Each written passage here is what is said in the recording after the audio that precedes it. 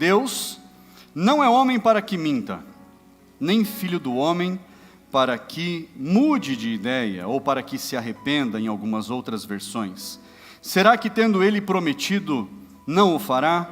Ou tendo falado, não o cumprirá?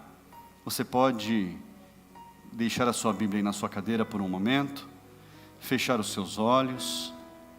Você está aqui nesta noite porque o Espírito Santo te convidou. Pastor, eu fui forçado a estar aqui hoje, mas foi o Espírito Santo que te trouxe. Porque se você tivesse batido o pé e falasse eu não vou, você não teria vindo.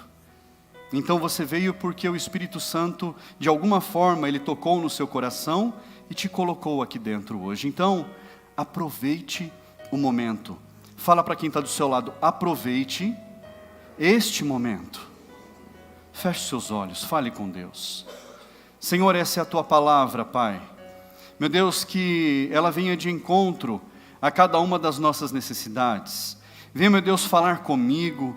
Fala, meu Deus, com cada um da minha família. Fala, meu Deus, com cada um dos meus irmãos. Com aqueles, meu Deus, que nos acompanham de casa. Fala, meu Deus, a cada coração, Pai.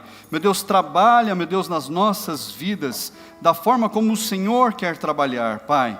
Mas, meu Deus, usa a minha vida como um instrumento em Tuas mãos, para falar daquilo que o Senhor quer falar a cada um. Em nome de Jesus, que não sejam as palavras que eu desejar falar, ó Pai, mas que seja aquilo que o Teu Espírito Santo quer dizer à Tua igreja, Pai. Em nome de Jesus, diga amém, igreja. Assente-se no seu lugar. Deus não é homem para que minta, nem filho do homem para que mude de ideia ou para que se arrependa. Olha só, Deus não é filho de homem. Antes de todas as coisas, Ele já existia. Antes de qualquer coisa existir, Ele já existia. Antes de o tempo existir, Ele já existia. Ele já era.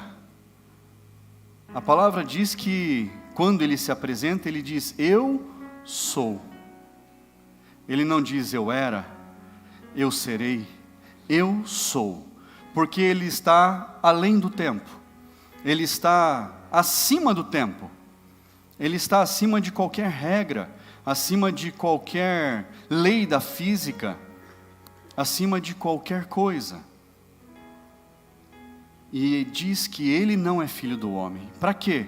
Por que cita que Deus não é filho do homem? Para que nós venhamos a entender que Deus não tem natureza humana. Ele não tem natureza humana.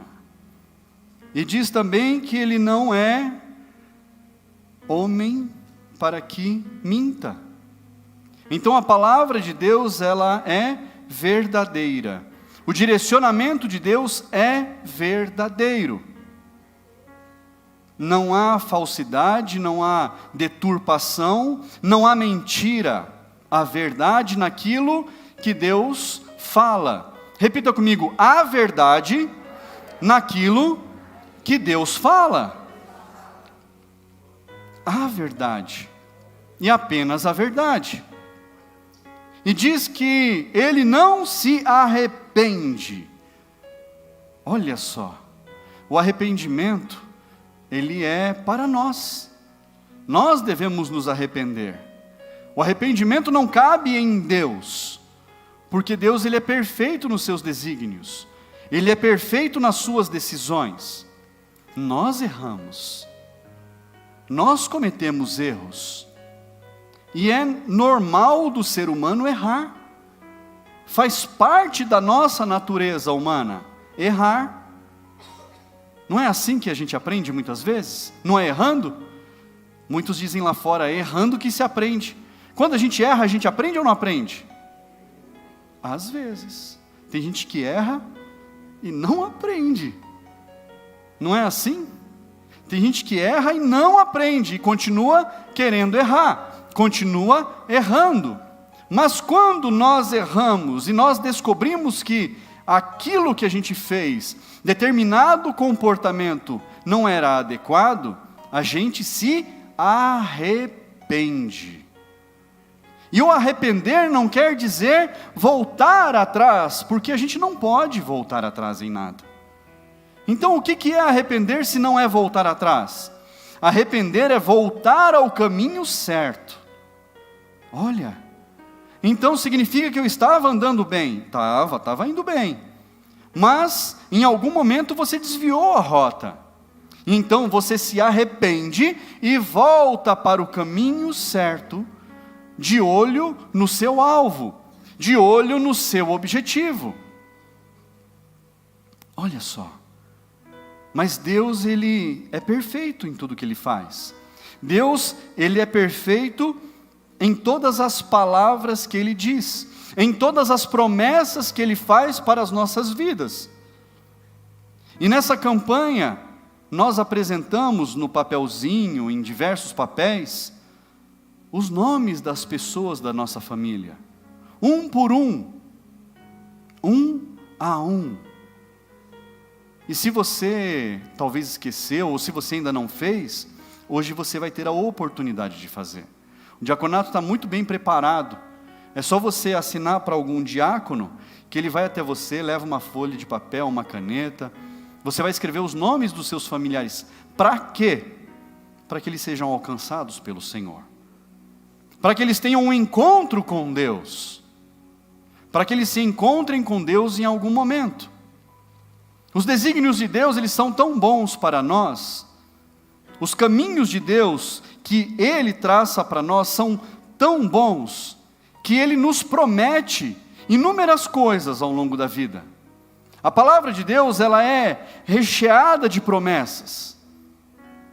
A palavra de Deus, ela está cheia de promessas, de capa a capa tem alguma promessa. É só você começar a ler a palavra de Deus e você vai descobrir promessas inúmeras a respeito da sua vida, a respeito da sua casa, da sua família, a respeito da sua vida no seu trabalho, nos seus estudos, na sua vida financeira, no seu relacionamento entre casal, no seu relacionamento com os filhos.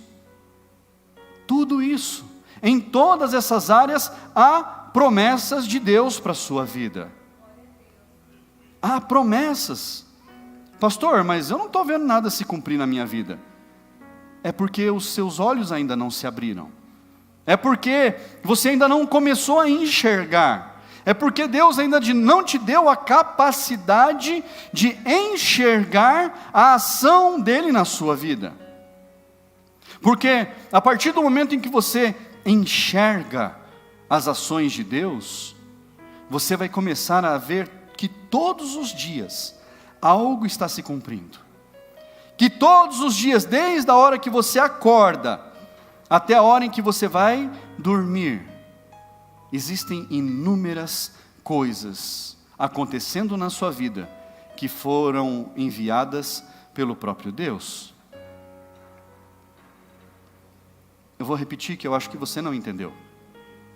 Desde o momento em que você acorda, quando os seus olhos se abrem para aquilo que Deus tem prometido para você, até a hora que você vai dormir, você vai ver que Deus, Ele tem cumprido na sua vida, Ele tem entregue a você inúmeras promessas, inúmeras coisas têm acontecido com você, que não poderiam acontecer, se não fosse Deus agir na sua vida. Pastor, como é que eu faço para enxergar? Como é que eu faço para ver?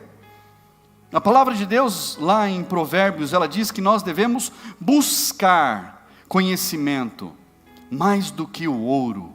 Nós devemos comprar conhecimento como quem busca um tesouro escondido. Nós devemos adquirir o conhecimento, buscar a sabedoria. E onde é que está a sabedoria? Está aqui, ó, na palavra de Deus. É a primeira fonte de sabedoria. A nossa sociedade, ela vive em torno disso, em torno do que está aqui, da história que está aqui, das vivências que estão aqui. Pastor, será? Em algum momento na sua vida você foi fazer algo e lá na sua consciência lá no mais profundo, algo diz para você, isso não é certo. Em algum momento, você foi fazer uma besteira, e você sabia que era uma besteira que você estava fazendo. Da onde veio essa consciência? Da onde veio esse entendimento? Essa clareza que você não estava fazendo algo correto? É porque os meus pais me ensinaram. Mas alguém ensinou eles, outro alguém ensinou. E da onde vieram os bons costumes, a moral, a ética, a disciplina, se não da palavra de Deus? Ou você acha que veio de alguma tribo, de algum povo escondido, de alguma coisa que surgiu na mente humana, se não da palavra de Deus? As leis são pautadas com base na palavra de Deus. O nosso país anda segundo a palavra de Deus, por mais que se falem que os poderes, eles são laicos, que eles não podem se envolver com a questão da religião, com a fé. Mas se tudo é pautado em cima de regras de convívio no meio da sociedade, então você está repleto da palavra de Deus e você nem sabia. A sua vida, ela é dirigida pelas regras que estão na palavra de Deus, das quais muita gente despreza. A nossa vida é pautada por aquilo que Deus deixou registrado para nós. E tem gente que insiste em dizer que não acredita na palavra de Deus. É porque não leu. Quem não acredita é porque não leu. Porque quando eu leio um livro, eu acredito naquilo que o autor está escrevendo. Quem aqui já leu algum livro na vida? Muito bom. Graças a Deus por isso. Quando eu leio algo, eu acredito no que a pessoa está falando. Eu não sei qual é a religião dela, eu não sei qual é a crença dela, mas aquilo que ela está dizendo ali faz algum sentido. E eu preciso acreditar, colocar em prática e melhorar em alguma área da minha vida. Os livros são para isso. Os livros servem para isso. Os manuais. Tem gente que lê manual para executar determinado trabalho, ou para operar determinada ferramenta. Tem que ler o manual. Quem vai tirar a habilitação tem que aprender o que é um carro, como é que funciona o veículo. Você está lendo o manual, porque se você não aprender, você não consegue seguir em frente. Não é assim? E você acredita naquilo que você lê, mas na Bíblia duvida. Coitado. Na Bíblia questiona, não, mas será que é de verdade isso? Não, mas foram homens que escreveram. É claro, você acha que Deus ia pegar um papel e ia sair escrevendo? Claro que foram homens. Mas de capa a capa não existe nada que possa se dizer que está inadequado, que o texto que está aqui não bate com o de cá. Há ligação entre toda a Bíblia. Mais de 40 autores, mais de 1.600 anos de escrita. E não há divergência na palavra.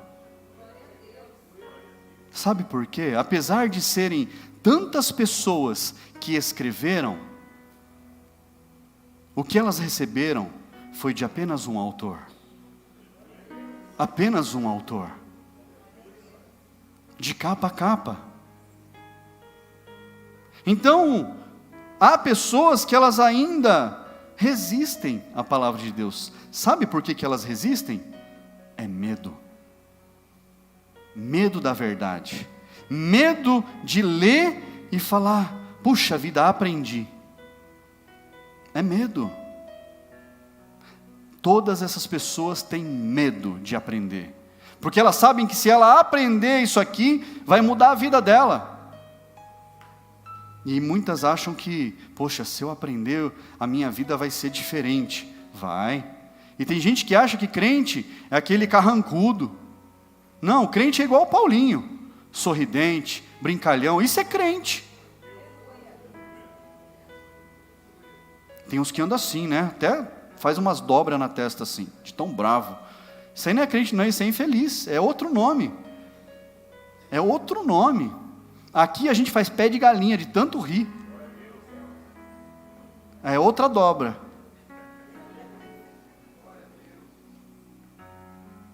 Quando nós ouvimos a Deus, através da sua palavra, a nossa vida é transformada. Mas ela não é transformada para algo ruim, para algo de sofrimento. A nossa vida é transformada para o melhor.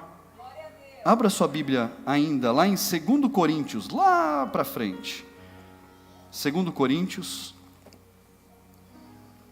no capítulo 1.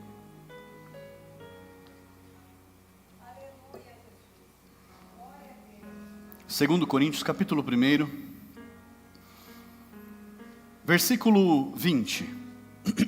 Porque todas as promessas de Deus têm nele o sim. Por isso também por meio dele se diz o amém, para a glória de Deus por meio de nós. Olha só, deixa o texto aí. Em todas as coisas, todas as promessas que Deus prometeu na palavra dele, pastor, eu não sei quais são, vai ler, vai aprender, descubra quais são as promessas de Deus para a sua vida, porque não são poucas não, são milhares de promessas. Mas sabe para quem que são essas promessas? Para aqueles que aprendem e entendem que é para ele, que é para ela. É para essas pessoas. Quando a gente não sabe quais são os nossos direitos, nós perdemos. Quando nós aprendemos ao que nós temos direito, a gente ganha muito. Você sabia que você tem inúmeros direitos? No mundo em que nós vivemos, você tem direito a muitas coisas. Tem gente que tem dinheiro no banco que nem sabia que tinha, tem direito a receber algo. Você sabia que o trabalhador que trabalha num ano, no outro pode resgatar um dinheirinho? Quem não sabia? Quem sabia? Eu vou deixar quieto quem não sabia. Então, mas descubra porque tem direito. Mas quando as pessoas não sabem os direitos que elas têm, elas perdem o acesso ao benefício. E eu estou falando agora da palavra de Deus. Quando você não sabe quais os direitos você tem, por causa da cruz do Calvário, por causa da morte de Jesus através da cruz do Calvário, você não sabe o que você pode receber e você perde o benefício. Fala para quem está do seu lado, se você não souber qual é o seu direito, você vai perder ele. Mas nós precisamos descobrir quais são. Nós precisamos descobrir aquilo que nós podemos ter acesso. E como é que nós vamos descobrir? Conhecendo o dono das promessas. Conhecendo aquele que mandou escrever todas essas coisas. Conhecendo e reconhecendo quem é Jesus. E a promessa é para todos aqueles que são chamados filhos de Deus. A promessa é para todos aqueles que são reconhecidos como filhos de Deus. Pastor, mas eu sou filho. Tem certeza? Pergunta para quem está do seu lado, você tem certeza que você é filho? Porque a gente pode ser filho de nascença, ou a gente pode ser filho por adoção. Não é assim? Quantos são filhos de nascença? Quantos são filhos por adoção? Tem algum filho adotado aqui, adotivo? Cadê Maria Júlia? A gente brinca com ela às vezes. Só brincadeira. Mas quando nós entendemos que nós temos direito de sermos chamados filhos de Deus, é que a nossa vida começa a ser transformada. Pastor, mas eu ouvi dizer que todos são filhos de Deus. Cuidado, porque estão mentindo para você. Cuidado com as mentiras que te contam, que parecem aquelas palavras doces, mas todos os caminhos levam ao Senhor. Não é verdade? Cuidado com a mentira que te contam. Isso faz você ficar bem acomodado. Quando você ouve uma mentira e ela parece uma verdade, você se acomoda, você encosta. Mas quando você entende a verdade, você sai da zona de conforto, você muda a sua atitude, você muda o seu comportamento, porque você sabe que se você não mudar, você não vai acessar os direitos que você tem. Você sabe que se você não mudar, todos os benefícios que estão destinados para você, não vão chegar nas suas mãos. Olha só, João, Evangelho de João, abra lá, no capítulo 1, diz assim, João capítulo 1, versículo 12, mas a todos quantos o receberam, o que está escrito lá? Deu-lhes o poder de serem feitos o quê? Opa!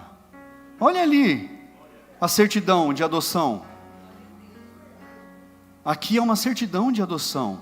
Mas todos quantos o receberam, deu-lhes o poder de serem feitos filhos de Deus. Algumas versões falam, deu-lhes o direito, deu-lhes o poder de serem chamados filhos de Deus. E o texto continua, a saber quem? Quem? A saber quem? Aos que creem no seu nome. Aos que creem no seu nome. Eu achava que eu sabia quem era Jesus. Jesus era um homem que tinha morrido numa cruz. E ele estava pendurado em todos os departamentos públicos. Era esse Jesus que eu conhecia. Ele havia morrido numa cruz. Esse era o Jesus. No ano de 1999. Quem nasceu antes de 99, levanta a mão. Tem gente que nasceu depois. Tudo bem. Tenho inveja desses, mas tudo bem. No ano de 1999, em março, pela primeira vez eu ouvi que aquele homem chamado Jesus era o Filho de Deus. E ele havia vindo ao mundo para sofrer por mim, por amor à minha vida. E ele havia morrido a morte de cruz. Mas ele não estava pendurado na cruz. Ele havia sido sepultado. E depois de 3 dias, ele voltou à vida. Eu não sabia disso, até os meus 21 anos de idade. Pela primeira vez na vida, eu havia ouvido a respeito disso.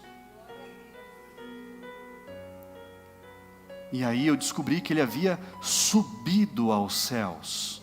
Ele não ficou vivendo a vida até morrer de velhinho. Ele subiu aos céus. Pela minha vida, para preparar uma morada para eu viver a minha vida eterna. Para eu viver na eternidade. E que um dia ele voltaria para me buscar. Porque tudo isso que ele fez foi por amor a mim. E aí eu entendi o que está escrito ali em João 1,12. Todos quantos o receberam, todos quantos declararam que a morte de Jesus foi pela sua própria vida, todos aqueles que declararam que Jesus se sacrificou por amor de você, se você declarar isso. Mas a sua declaração não pode ser apenas um ato de conhecimento. A sua declaração tem que ser muito maior do que isso.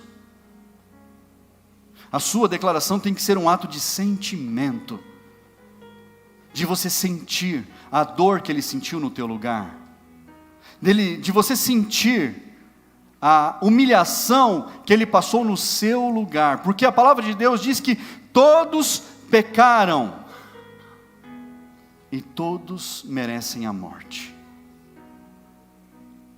Quando alguém pecava no passado, antes de Jesus, alguém tinha que morrer. Era assim. Cometia pecado, vinha a morte. Então era entregue um cordeiro, um animal, era sacrificado pelo favor daquela família que havia pecado, por aquela vida que havia cometido um pecado, para que a morte não viesse sobre a casa daquela pessoa. E Jesus substituiu o sacrifício. Ele se colocou como sacrifício único pelas nossas vidas.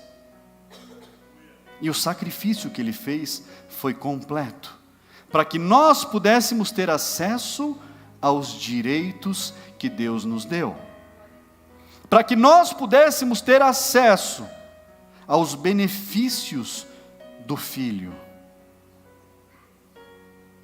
aos benefícios de filhos de Deus. A estes que reconheceram Jesus como Senhor de suas vidas, a estes que reconhecem o Senhor como Salvador das suas vidas, a esses é dado o direito de serem chamados filhos de Deus. Percebe que nem todos são filhos de Deus? E as pessoas dizem que todos os caminhos levam a Deus. E Jesus, na sua palavra, ele diz: eu sou o caminho, eu sou a verdade, eu sou a vida. Se é para aplaudir, vai ter que ser forte. Aleluia, glória a Deus.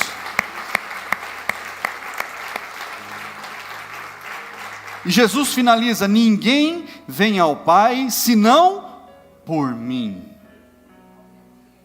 Ele não disse: eu sou um caminho, eu sou uma verdade, eu sou uma vida. Não, ele fechou isso. Ele restringiu. O acesso ao Pai é somente através de Jesus. Eu sou o caminho. Só existe um caminho. Eu sou a verdade. Só existe uma verdade, o resto é mentira. Eu sou a vida. Só existe uma vida, o resto é morte. Ninguém vem ao Pai senão através de reconhecer que eu sacrifiquei a vida por amor de cada um. Jesus disse, João 3,16, coloque aí na tela: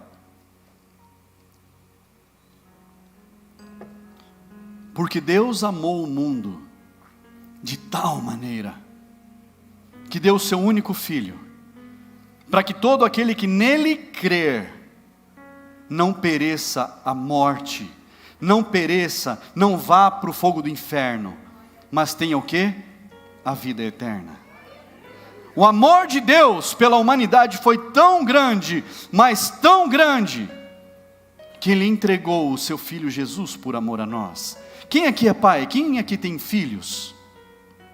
Você entregaria o seu filho para ser morto, por amor da pessoa que você mais ama, além do seu filho?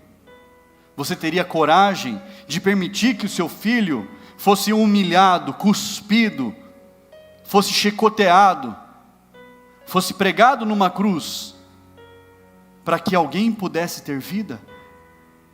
Ninguém permitiria. Deus não só permitiu, como Ele promoveu tudo isso. Porque o amor dele por nós é tão grande,